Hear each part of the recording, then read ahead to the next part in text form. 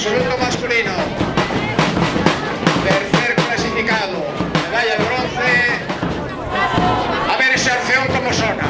Club Remo Moaña.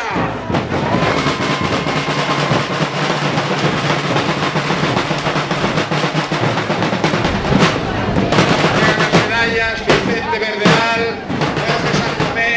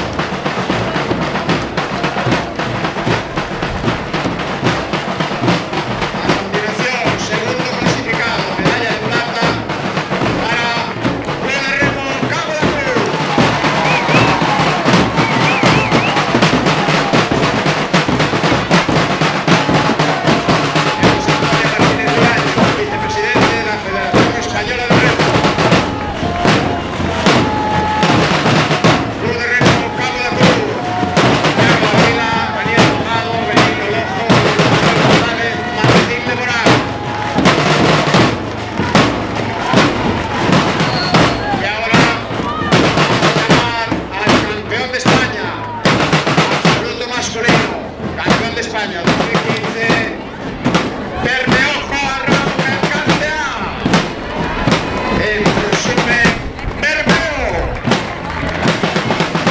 secretario general para el deporte y vicepresidente de la Federación Española.